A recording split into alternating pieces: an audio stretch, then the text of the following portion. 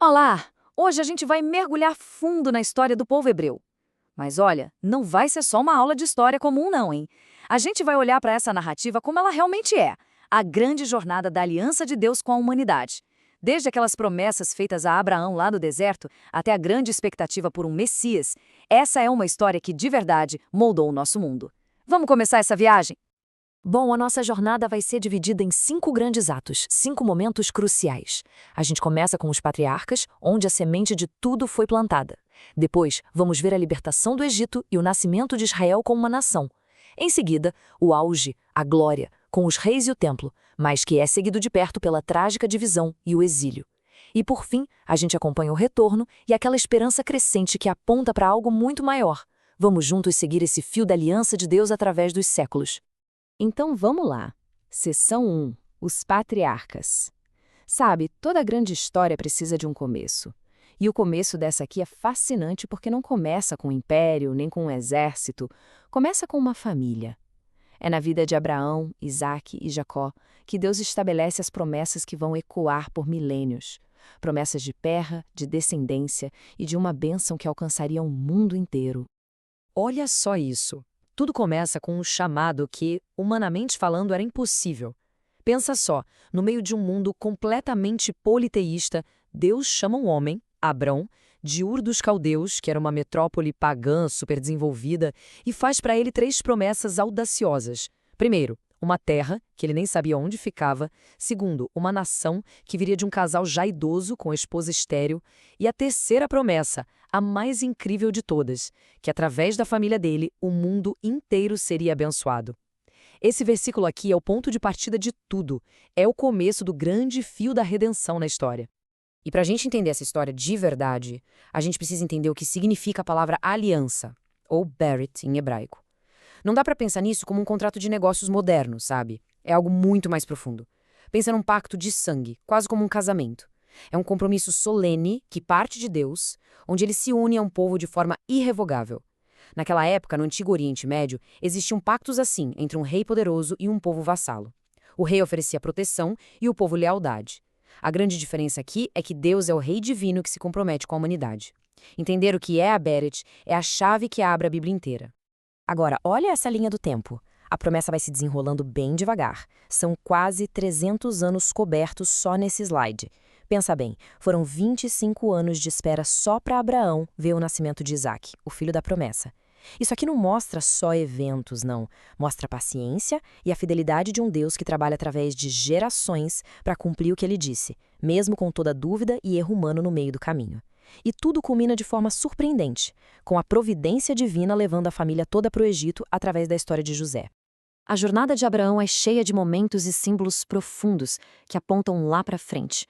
O encontro dele com Melquisedeque, um sacerdote misterioso do Deus Altíssimo, já é uma prefiguração do sacerdócio de Cristo. A mudança do nome dele de Abrão para Abraão, pai de multidões, é Deus confirmando a promessa. A circuncisão vira o sinal físico, a marca da aliança na carne. O quase sacrifício de Isaque no Monte Moriá é uma sombra fortíssima da cruz. E até mesmo os erros de Abrão, como o nascimento de Ismael por pura impaciência, acabam tendo consequências que ecoam até os dias de hoje. A história de Jacó, o neto de Abraão, é uma história de transformação radical. Ele começa como Jacó, que significa o enganador, o suplantador.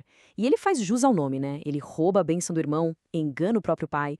Mas depois de um encontro marcante com Deus, onde ele literalmente luta com o divino até o amanhecer, ele recebe um nome novo. Israel, que é aquele que luta com Deus e prevalece. A identidade dele é completamente redefinida pela graça. O enganador se torna o patriarca de toda uma nação. É incrível. Então, para a gente amarrar essa primeira parte, tudo começa não com uma nação pronta, mas com uma promessa incondicional a uma família, selada por essa aliança divina. A linhagem dos patriarcas, com todas as suas falhas e tropeços, é quem carrega essa promessa adiante. E a saga impressionante de José mostra como a providência de Deus usa até a maldade humana, a traição, para cumprir seus planos, levando a família para o Egito e preparando o palco para o próximo grande ato, a formação de uma nação. Agora, a história dá um salto gigantesco. Seção 2. Do Egito à Terra Prometida. Passaram-se 400 anos. Aquela pequena família de Jacó virou uma nação, de escravos no Egito. O que vem a seguir é um dos maiores dramas de toda a história, uma libertação que parecia impossível, uma jornada pelo deserto e o nascimento de uma nação sob a lei de Deus, lá no Monte Sinai. As 10 pragas não foram, de jeito nenhum, acidentes da natureza ou eventos aleatórios. Elas foram uma declaração de guerra teológica. Cada praga foi um ataque direto, cirúrgico, a um deus específico do Egito. O rio Nilo, que era a vida do Egito, vira sangue, humilhando o deus Rapi. A morte do gado sagrado atinge em cheio o culto ao touro Apis. A escuridão total derrota Ra, o poderoso deus Sol. E a praga final, a morte dos primogênitos, é um golpe direto no próprio faraó, que era visto como um deus na terra. Era o Deus de Israel simplesmente desmantelando um por um os deuses do Egito, para mostrar quem era o verdadeiro Senhor de tudo. E aqui, no auge da crise, no meio do juízo, que nasce a Páscoa. A ordem de Deus era clara: sacrificar um cordeiro sem defeito e marcar as portas com o sangue dele. Onde o anjo da morte viu o sangue, ele passava por cima. Um princípio central para toda a Bíblia é estabelecido aqui de forma dramática. A salvação do juízo vem através do sangue de um substituto inocente. Para Israel foi a libertação literal da escravidão. Para nós é a sombra mais nítida, mais clara do sacrifício de Jesus, o Cordeiro de Deus. Isso nos leva a uma pergunta fundamental. Uma pergunta que, define toda a relação entre graça e obediência. Deus salva Israel da escravidão pela pura graça, um ato de misericórdia que eles não mereciam. Então, por que ele os leva ao pé do Monte Sinai e entrega a lei com centenas de mandamentos? Se a salvação não é pelas obras, qual é o propósito da lei, afinal? A resposta para essa pergunta é absolutamente crucial. A lei nunca foi uma escada para alguém tentar chegar até Deus. Ela foi um mapa, um manual de instruções entregue a um povo que já tinha sido resgatado. Ela servia para várias coisas. Primeiro, como um espelho. Ela mostrava a perfeição e a santidade de Deus e, por contraste, a nossa imperfeição, revelando o quanto a gente precisa de um Salvador. E segundo, ela funcionava como um muro de proteção, um guia que organizava a vida daquela nação, separando Israel das práticas pagãs dos povos vizinhos e, no fim das contas, os conduzindo como um tutor até a vinda de Cristo. Resumindo essa fase intensa, o sofrimento no Egito uniu as 12 tribos numa só identidade. O Êxodo e a Páscoa os redimiram e se tornaram o centro da fé deles. Lá no Sinai, Deus os constituiu formalmente como sua nação teocrática, dando a eles a lei. E os 40 anos no deserto, que foram consequência da incredulidade, serviram para purificar o povo, preparando uma nova geração para finalmente entrar na Terra Prometida. Seção 3. A Era dos Reis e do Templo. Agora a gente entra naquilo que muitos consideram a Era de Ouro de Israel. Depois da conquista da terra e daquele período caótico dos juízes, o povo bate o pé e pede um rei. É o tempo de Davi, de Salomão, do poder, da riqueza e da construção do magnífico templo em Jerusalém. Mas é justamente aqui, no auge da glória, que as sementes da autodestruição começam a ser plantadas.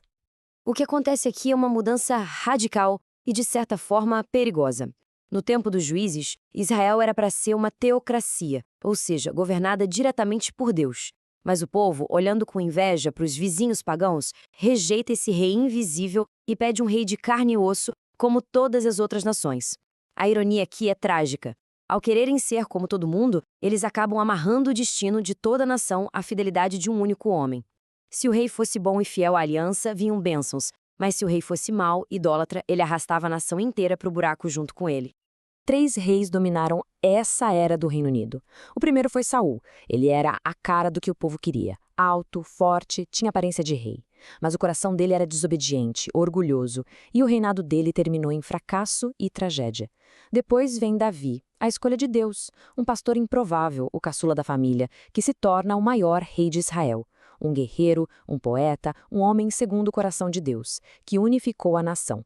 E por fim, Salomão, seu filho, que herdou um reino em paz e o levou a um esplendor material e a uma sabedoria nunca antes vistos, construindo o templo.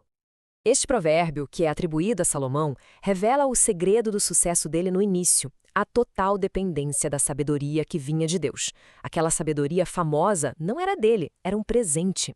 Essa citação resume o princípio que deveria ter governado toda a monarquia. Quando o líder confia em Deus, a nação prospera. Mas, como a gente vai ver, quando ele passa a confiar na própria sabedoria, nas alianças políticas e na sua riqueza, a queda se torna inevitável. Então, para resumir essa era a monarquia foi uma concessão de Deus, atendendo ao desejo do povo. Com Davi, Deus estabelece uma nova camada na aliança, a aliança davídica, uma promessa fundamental de que a linhagem real dele nunca terminaria e que um de seus descendentes teria um reino eterno. Essa promessa vira o eixo de toda a esperança messiânica. Com Salomão, vem a construção do templo, o ponto alto. Mas a glória foi manchada pela idolatria de Salomão na velhice, quebrando a aliança. E essa infidelidade plantou a semente amarga que destruiria o reino que ele mesmo ajudou a construir. Seção 4. Divisão, profetas e exílio. E agora, gente, a gente entra na espiral descendente. A infidelidade de Salomão racha o reino em dois logo depois da morte dele. Nesta sessão, a gente vai acompanhar a triste queda dos reinos do norte e do sul, a voz corajosa e muitas vezes solitária dos profetas que clamavam no deserto da apostasia e o desfecho que era inevitável e trágico, o exílio. A arrogância do filho de Salomão, Roboão, foi o estopim que dividiu a nação. Aqui no mapa a gente vê o resultado. O reino do norte, chamado de Israel, com 10 tribos, já nasce em rebelião e vive mergulhado numa idolatria sistêmica, criando seus próprios centros de adoração só para competir com Jerusalém. Foi um caminho direto e rápido para a destruição total pelos assírios. Já o reino do sul, chamado de Judá, com as tribos de Judá e Benjamim, manteve o templo e a linhagem de Davi. A história dele foi de altos e baixos, teve alguns reis bons que promoveram reformas, mas a maioria foi de reis maus. No fim, a infidelidade constante também levou o reino à ruína, nas mãos do Império Babilônico. No meio de toda essa decadência moral e espiritual, surgem os profetas. Eles não eram adivinhos, não. Eles eram a consciência de Israel, os porta-vozes da aliança. Pensa no profeta Amós, um pastor, um homem simples do sul, que foi enviado por Deus para confrontar a elite rica e corrupta do reino do norte. A mensagem dele, como a gente vê aqui, é um soco no estômago da religião hipócrita. Deus basicamente está dizendo: eu não me importo com seus rituais, com seus sacrifícios, se vocês exploram os pobres. A verdadeira adoração se manifesta na justiça social, não em cerimônias vazias. Mas nem toda a mensagem dos profetas era só de juízo. O profeta Oséias, por exemplo, teve uma vida que foi ela mesma uma metáfora dolorosa. Deus mandou ele se casar com uma mulher infiel, para que ele sentisse na própria pele a dor que Deus sentia com a infidelidade de Israel, que vivia correndo atrás de outros deuses. E nessa citação, a gente consegue ver o coração de um Deus que foi traído, um Deus que sofre. Mesmo no momento em que ele declara o juízo inevitável, o amor dele reluta em desistir. A justiça de Deus é real, mas a sua compaixão e o seu amor pela aliança são ainda mais profundos. Recapitulando essa fase tão trágica, a desobediência à aliança dividiu a nação. Os profetas, em nome de Deus, avisaram, imploraram, ameaçaram, mas não foram ouvidos. O reino do norte, afundado na idolatria, caiu primeiro. Depois foi a vez do sul, e em 586 a.C., o impensável acontece. Jerusalém é invadida, os muros são derrubados, o templo de Salomão é queimado até virar cinzas e o povo da promessa é levado cativo para a Babilônia. Naquele momento, parecia que a promessa feita a Abraão estava morta e enterrada para sempre. Seção 5. Retorno e expectativa. O exílio na Babilônia deveria ter sido o fim da história. Muitas nações da antiguidade desapareceram exatamente assim, mas a aliança de Deus é mais forte do que a desobediência humana. Esta última sessão é sobre a ressurreição de Israel, o retorno milagroso da Babilônia, a difícil tarefa de reconstruir a nação e como essa restauração, por ser incompleta, acendeu nos corações uma esperança ainda maior por um Salvador definitivo. A reconstrução da nação acontece em etapas e foi liderada por homens de muita fé e coragem. Tudo começa com o decreto de Ciro, rei da Pérsia, um verdadeiro milagre político que já tinha sido previsto pelo profeta Isaías. Primeiro, Zorobábel lidera o povo na reconstrução do templo, que era o coração da adoração. Décadas depois, Esdras lidera uma reforma espiritual, restaurando a lei de Deus, que era o coração da identidade do povo. E, finalmente, Neemias, com uma liderança extraordinária, reconstrói os muros de Jerusalém, o corpo físico da nação. Foi uma restauração completa, física e espiritual, tijolo por tijolo, versículo por versículo. Mas a verdade é que Israel nunca mais foi totalmente livre. Mesmo de volta à sua terra, eles viveram sob o domínio dos persas, depois dos gregos e, finalmente, dos romanos. Cada império trouxe seus próprios desafios, suas opressões. A dominação grega, com a tentativa de impor sua cultura à força, foi especialmente brutal. Mas, paradoxalmente, Cada período de opressão funcionou como um megafone, amplificando o clamor desesperado do povo por um libertador, o Messias prometido lá na aliança com Davi. E aqui está a grande tensão que define o final do Antigo Testamento. Eles estão de volta na Terra Prometida. Eles têm um templo novo, têm os muros de pé, têm a lei sendo ensinada. Mas falta uma coisa. Eles não têm um rei. O trono de Davi está vazio. A glória de Deus que encheu o primeiro templo não voltou de forma visível ao segundo. A restauração parece incompleta. A pergunta que fica ecoando por 400 anos de silêncio profético é: e agora? Qual é a nossa esperança? Resumindo, o retorno do exílio foi mais uma prova da soberania de Deus, que usou um rei pagão para cumprir sua promessa. A nação foi restaurada sim, mas era como um corto sem o seu coração real, um reino sem um rei da linhagem de Davi. E esse vazio, essa promessa ainda incompleta, criou um vácuo de esperança que só poderia ser preenchido pela chegada do verdadeiro filho de Davi. O palco estava montado, a expectativa era máxima, a história definitivamente não tinha acabado. Bom, chegamos à nossa conclusão. Depois de percorrer mais de 2000 anos nessa jornada, desde o chamado a Abraão até a ocupação romana, o que a gente aprendeu? Vamos agora conectar todos os pontos e tentar enxergar a grande tapeçaria que Deus foi tecendo ao longo de toda essa história. Toda essa longa e às vezes complicada história pode ser resumida em 4 palavras-chave que revelam o caráter de Deus. Primeiro, promessa. Deus inicia tudo com a sua graça soberana, não porque alguém merecesse. Segundo, prova. A história escancara a profunda incapacidade da humanidade de ser fiel à aliança por suas próprias forças. Terceiro, perseverança. E este é talvez o ponto mais importante. Apesar de todas as falhas, de toda a infidelidade humana, Deus nunca, jamais, desiste da sua promessa e do seu povo. E por fim, preparação. O Antigo Testamento não termina com um ponto final. Ele termina com uma vírgula, com uma grande seta apontando para o futuro. Ele prepara o cenário, a cultura e a expectativa para a chegada do rei que finalmente cumpriria a aliança de forma perfeita. O que a gente viu hoje foi só a ponta do iceberg dessa história riquíssima. Para quem quiser mergulhar mais fundo, ficam aqui algumas sugestões. Leia o livro de Deuteronômio para entender a teologia da aliança em detalhes. Leia 2 Samuel capítulo 7 para ver a promessa fundamental que Deus fez ao rei Davi. Mergulhe no livro de Isaías para se maravilhar com as profecias sobre o Messias que viria. E leia Neemias para se inspirar com a incrível história da reconstrução e da liderança sob a mão de Deus.